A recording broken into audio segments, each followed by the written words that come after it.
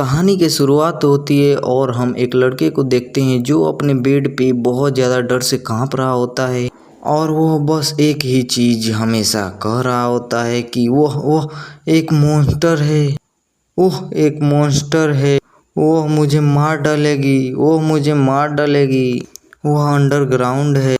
उसकी आवाज़ बस मेरे कानों को सुनाई दे रही है और उसको सुन के इसका बाप जो होता है ना, वह बहुत ज़्यादा घबरा रहा होता है और इसका नाम होता है न्यूक रिवोल्ट, जो कि ग्रीस एम्पायर से होता है और ये एक ऐसा एम्पायर है जिसको कि गॉड से ब्लेसिंग मिली हुई है और अपने बेटे को, जो कि उनकी सेकेंड वाइफ से हुई थी, उसको इस तरह से कांपते हुए और हेलुसिनेशन करते हुए कि वो अभी घबराते हुए सोच रहा होता है क्या क्या अंडरग्राउंड वहाँ पे। तो वह कहता है और तभी हमें पता चलता है ये जो लड़की है ये है रिहाना रूवेल्ट, जो कि ड्यूक बोल्ट की बड़ी बेटी होती है और इसको ही बचपन में कर्ज लग गया था और ये 8 साल की एज में ही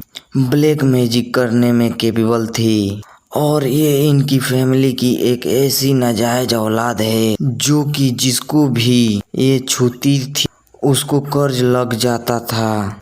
इसीलिए 10 साल पहले उसको अंडरग्राउंड प्रिजन के अंदर कैद कर दिया गया ताकि वो किसी को छू ना सके, भले ही वो कोई इंसान हो या कोई चीज, उसको हर एक चीज से दूर रखा गया। और ये सब याद करते ही जो अपना ड्यूक होता है ना, वह बहुत ज़्यादा घबरा रहा होता है और वह सोच रहा होता है मुझे मेक श्योर करना पड़ेगा कि ये जो इन्फॉर्मेशन है वो बाहर ना जाए, भले ही कुछ भी हो जाए। और उसके बाद वह अपने लोगों से कहता है रिहाना को लेकर आओ और उसके बाद हमें कुछ टाइम के बाद का सीन दिखाया जाता है जहाँ पे 2 लोग अंडरग्राउंड जाते हैं जहाँ पे रिहाना कैद होती है और उसके बाद वो लोग उसको लेकर आते हैं और ड्यूक जैसे ही रिहाना को देखता है वह डर से कांपने लगता है और वो कहता है आखिर ये है क्या चीज। हम तब ही अपने रिहाना को देखते हैं जिसकी बॉडी पे चारों तरफ ब्लैक कलर का फ्लेम दौड़ रहे होते हैं और इसको देखकर जो ड्यूक होता है ना, वो पूरा डर जाता है और चिल्लाते हुए कहता है जल्दी से कैरेज को रेडी करो और इसको यहाँ से जल्दी से भेजो। और इसकी आंखें देखो, ये चीख चीख के कह रही हैं कि ये मुझे मारना चाहती हैं।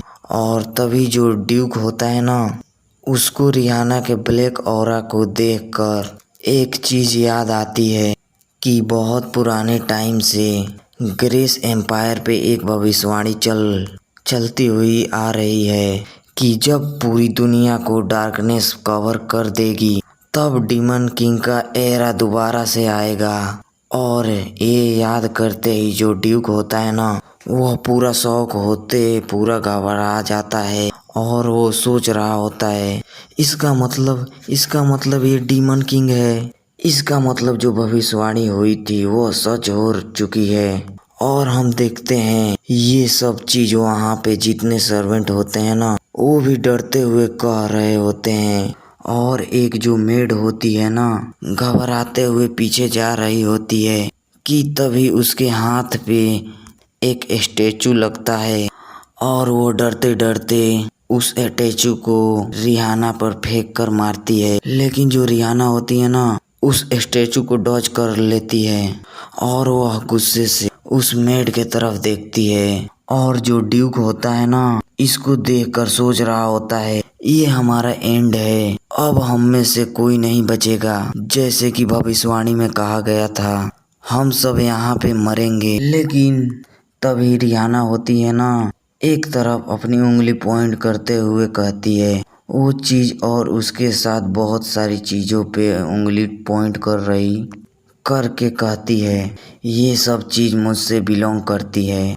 और उसके बाद हमें कुछ टाइम के बाद का सीन दिखाया जाता है जहाँ पे एक कैरेज के ऊपर बहुत सारा सामान लोड कर दिया जाता है और तभी रिहाना घर के अंदर से बाहर आती है और उसे देखकर सर्वेंट कहते हैं आपने जो जो चीजें कही थी वो हम सब लोड कर दिए हैं। लेकिन तभी रिहाना ड्यूक की तरफ देखते हैं और जो ड्यूक होता है ना इसको देखकर डर जाता है और घबराने लगता है और जो रिहाना है ना वो धीरे धीरे ड्यूक के पास आने लगती है और जो ड्यूक होता है ना वो इतना ज्यादा डर चुका होता है कि वो नीचे गिर जाता है और अपनी जान का भीख मांगने लगता है और कहता है कि प्लीज अब तो मेरी जिंदगी छोड़ दो, कम से कम तुम ये तो कर सकती हो।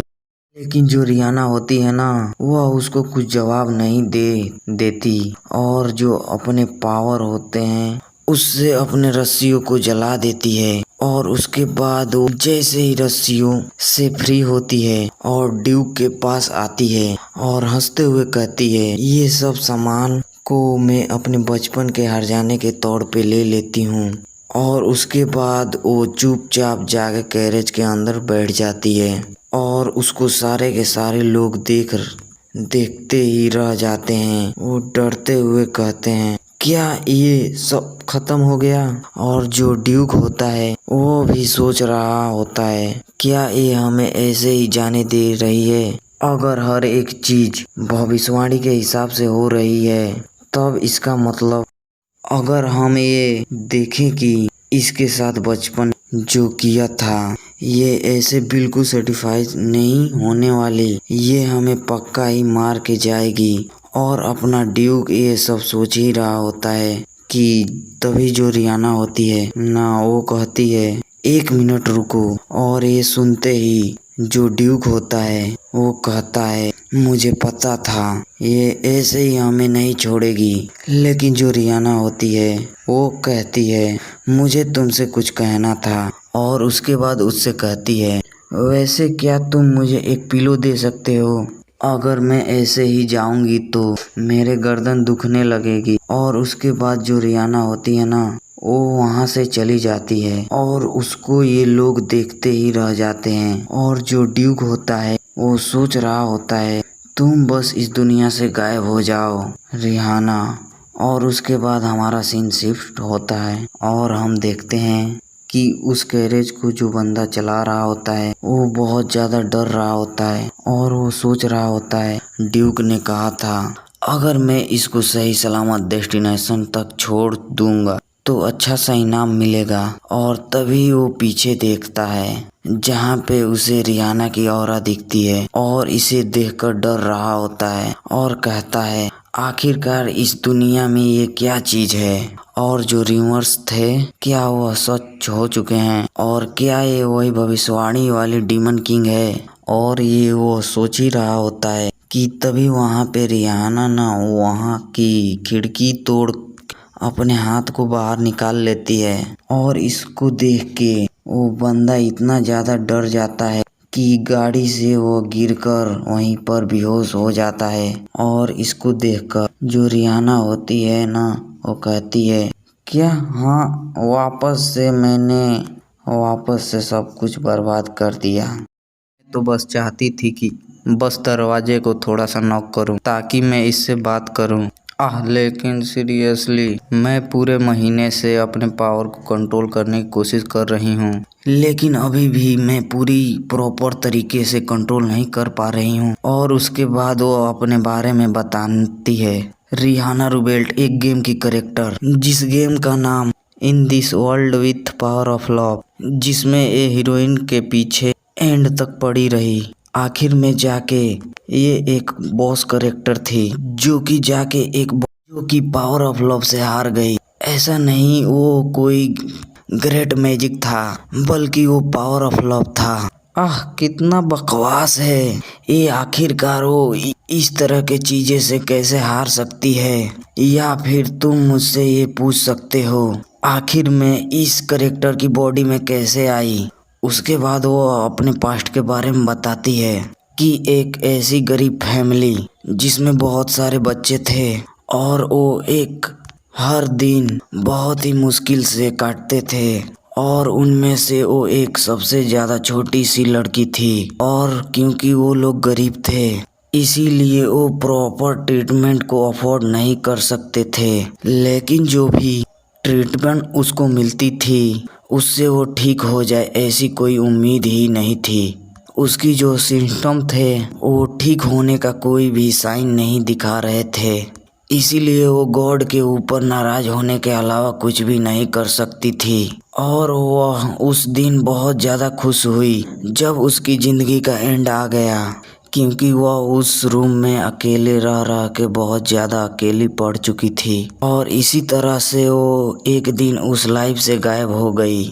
लेकिन तभी अचानक से उसकी आंखें खुली जहाँ पे उसके सामने एक बहुत बड़ी सी फिगर होती है और उसे देखकर रिहाना होती है ना, वो शॉक हो जाती है और कहती है क्या ये आफ्टर लाइफ है। लेकिन तभी उसके सामने जो फिगर होती है वो कहती है ये बोलना कि तुम अकेले मर के बहुत ज़्यादा खुश हुई थोड़ी सी तरस खाने वाली बात है। और जो रिहाना होती है वह उसको देख के सोच रही होती है, हाँ मैंने आखिरकार फील क्यों नहीं किया, ये वो गॉड हैं जो मरने के बाद लोगों को रास्ता दिखाते हैं।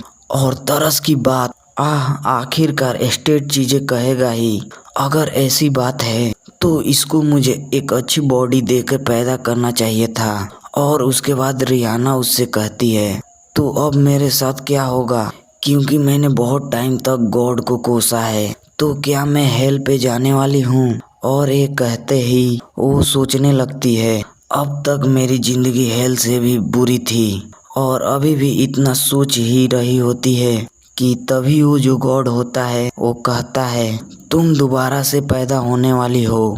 और ये सुनते ही जो रिहाना होती है ना, वो कहती है क्या मैं दोबारा से रिबॉर्न हो जाऊंगी। और उसके बाद से ना वो अजीब तरीके से गॉड को घूरने लगती है, क्योंकि गॉड ने एक बार उसकी ज़िंदगी बर्बाद कर रखी, दोबारा करना चाहता है। लेकिन जो गॉड होता है वो समझ जाता है और कहता है कि अरे रुको रुको, अगर ऐसी बात है तो तुम मुझे बताओ तुम्हें कैसी ज़िंदगी चाहिए, भले ही कोई भी कंडीशन हो वो ज़िंदगी मैं तुम्हें ज़रूर दूंगा। और ये सोचते ही जो रिहाना होती है कहती है क्या मैं जो ज़िंदगी चाहूँगी वो ज़िंदगी मिलेगी।